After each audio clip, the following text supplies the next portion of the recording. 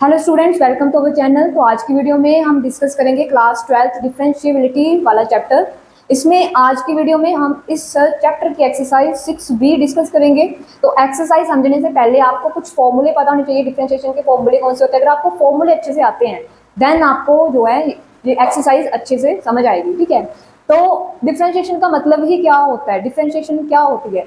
Differentiation का मतलब होता है कि रेट ऑफ चेंज, कितना चेंज आया किसी भी फंक्शन में with respect to another variable. ठीक है, जैसे हम डिफरेंशिएशन को लिखते कैसे हैं? जैसे किसी भी फंक्शन की कोई y फंक्शन है, इसकी डिफरेंशिएशन करनी है विद रिस्पेक्ट टू x, कैसे लिखेंगे? dy upon dx। तो इसका मतलब है कि जो y एक फंक्शन है ना, इसमें कितना चेंज आया है। ठीक है, कितना उसमें उसकी वैल्यू में उस फंक्शन में कितना चेंजेस आई हैं विद रिस्पेक्ट टू इस वेरिएबल के, तो उसको हम डिफरेंशिएशन कहेंगे। ठीक है, तो कौन कौन से फॉर्मूले यूज होंगे आपके पूरे चैप्टर में?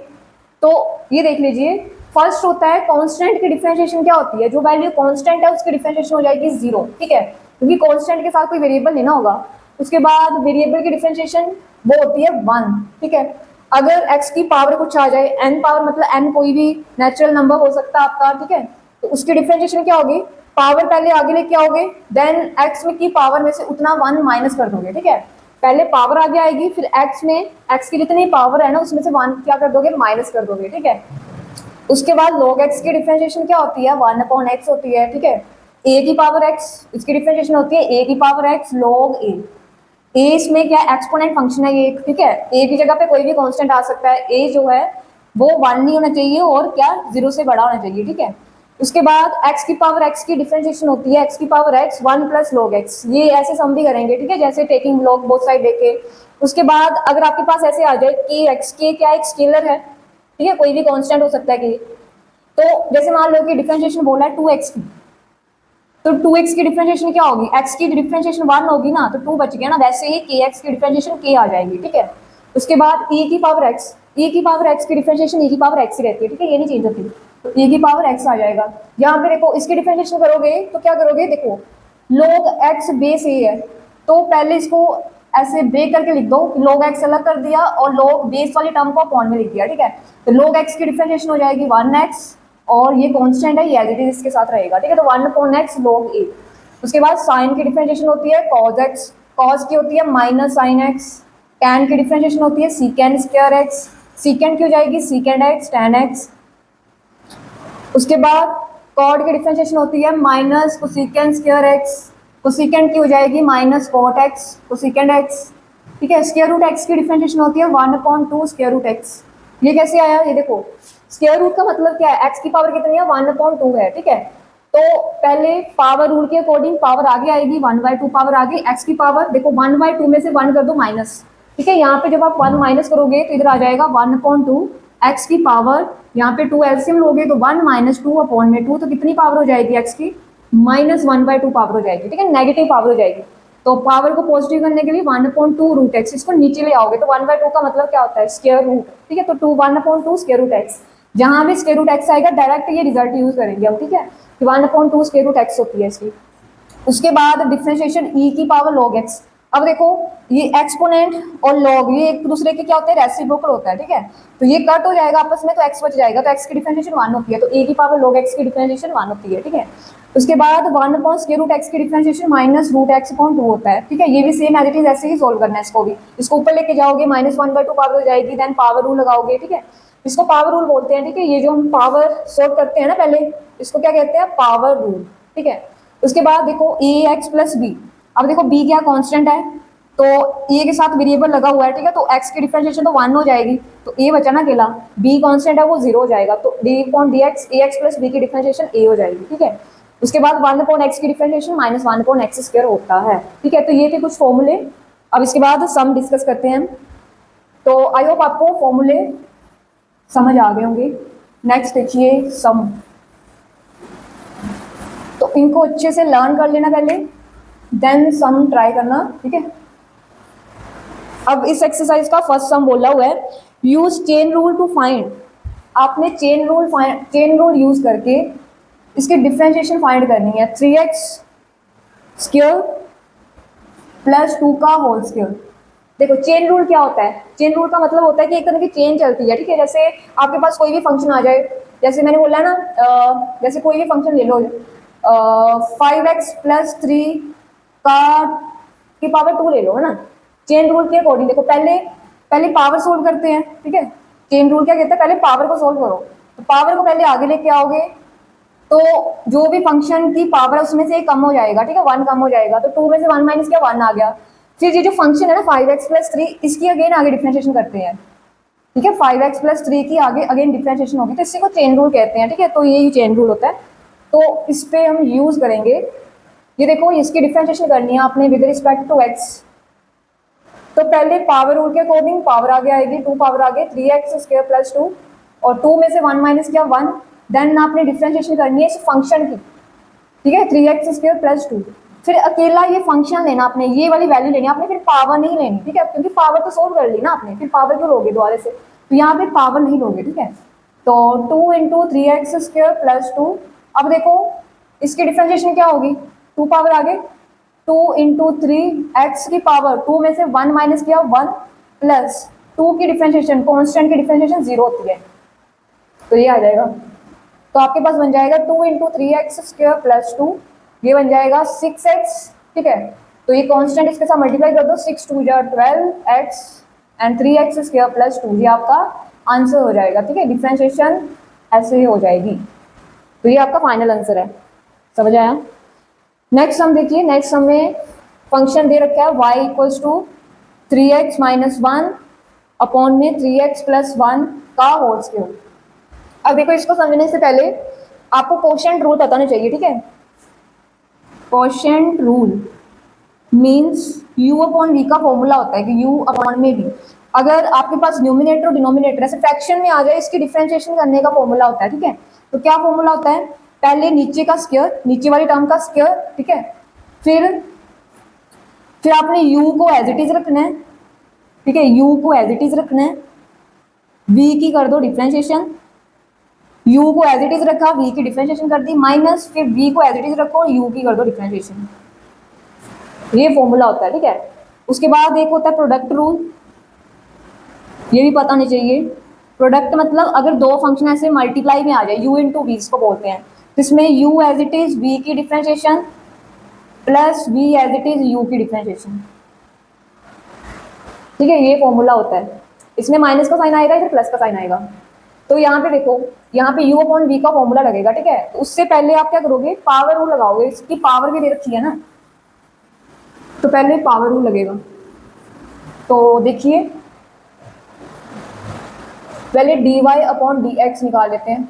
ये देखो, पहले पावर आगे लेके आओ, 2 पावर आगे, ये पूरा फंक्शन एज इट इज लिख देना 3x - 1 अपॉन 3x + 1, और 2 में से 1 माइनस करोगे तो 1 पावर आ जाएगी, तो 1 लिखने की जरूरत ही नहीं है, ठीक है।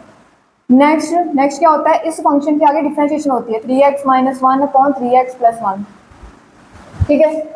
तो ये तो एज इट इज चलेगा, अब इसको आपने कुछ नहीं करना, ये एज इट इज चलेगा। इस पे लगेगा आपका कोशेंट रूल, u/v का फॉर्मूला लगेगा, ठीक है। तो क्या होता है, v² नीचे वाले का स्क्वायर, फिर v as it is u की डिफरेंशिएशन, हाँ यहाँ पे आएगा, v को पहले एज इट इज रखना है, u की डिफरेंशिएशन, फिर u को एज इट इज रखो और v की डिफरेंशिएशन, ऐसे होता है फॉर्मूला, ठीक है। पहले v², फिर v as it is, v वाली टर्म एज इट इज, फिर u की डिफरेंशिएशन कर दो, इसकी डिफरेंशिएशन कर दो, फिर माइनस का साइन, फिर u को एज इट इज रखना है, ठीक है, ऊपर वाली टर्म को एज इट इज और नीचे वाली टर्म की डिफरेंशिएशन कर दो।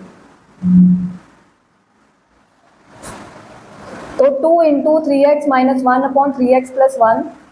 अब देखो यहाँ पे 3x + 1 एज इट इज, इसकी डिफरेंशिएशन क्या होगी, 3 होगी ना, क्योंकि x क्या है, वेरिएबल, तो 3x की डिफरेंशिएशन 1 होगी, 3 बच गया, और -1 की डिफरेंशिएशन 0 होती है, कांस्टेंट की डिफरेंशिएशन 0 होती है, ठीक है। Minus 3x - 1 as it is, यहाँ पे भी डिफरेंशिएशन 3 आ जाएगी, अपॉन में 3x + 1 का होल स्क्वायर, इतना समझ आया।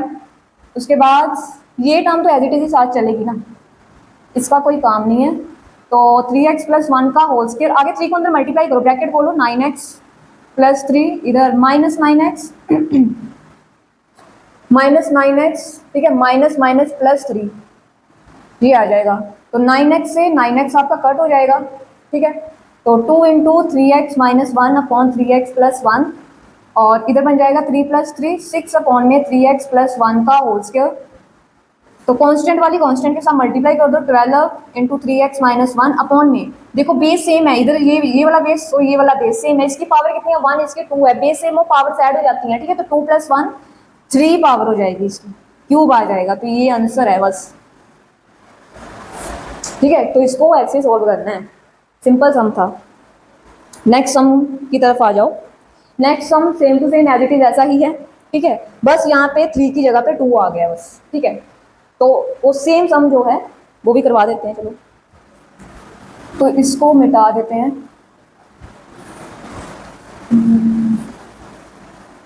नेक्स्ट सम देखो क्या बोला हुआ है, सेम थर्ड सम में भी आपने चेन रूल लगाना है, ठीक है। 3x minus 1 upon 2x plus 1 का स्क्वायर, तो y equals to 3x minus 1 upon में 2x प्लस 1 का होल स्क्वायर, ये गिवन है आपको, ठीक है। सेम एज इट इज पिछले की तरह ही सम करो ना इसको। ये देखो पहले 2 पावर आगे 3x minus 1 upon 2x plus 1 की पावर 1, देन आपने डिफ्रेंशिएशन करनी है 3x minus 1 upon 2x plus 1 की। तो इस पे कौन सा रूल लगेगा, कोशेंट रूल लगेगा, ठीक है। u अपॉन v का फॉर्मूला लगेगा यहाँ पे।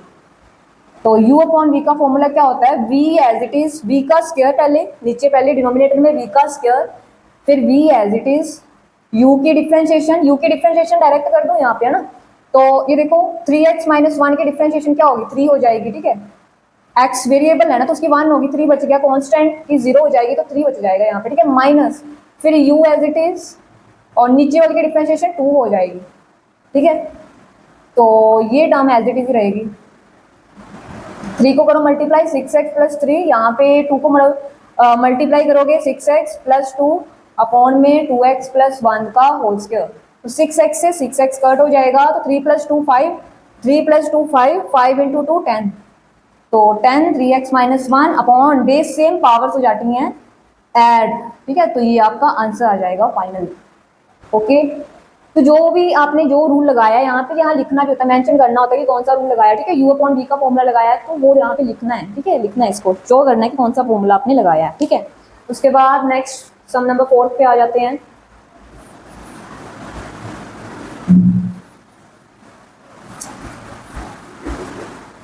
तो सम नंबर 4 में भी सेम है, आपको फंक्शन गिवन है t वेरिएबल में f of t equals to 2t cube plus 1 upon में 3t स्क्वायर प्लस 1 होल का स्क्वायर। अब देखो जिस वेरिएबल में फंक्शन है ना उसी वेरिएबल में आपने डिफरेंशिएशन करनी होती है, ठीक है। तो ये फंक्शन है f ऑफ t, तो डिफरेंशिएशन होगी इस फंक्शन की ऐसे, इसको ये देखो डिफरेंशिएशन जैसे मैंने बोला ना कि कोई y फंक्शन हो तो उसको dy अपॉन dx लिखते हैं, तो आप इसको y डैश भी लिख सकते हो, ठीक है। y सिंगल डैश का मतलब है डिफरेंशिएशन की है, ठीक है, y डैश से भी इसको डिनोट कर सकते हो आप, ठीक है। तो सेम मैं जैसे f ऑफ t है ना तो इसको f डैश ऑफ t भी लिख सकते हैं हम, ठीक है, क्योंकि इसकी डिफरेंशिएशन कर रहे हैं विद रिस्पेक्ट टू t। तो करो इसकी डिफरेंशिएशन, देखो क्या आएगी।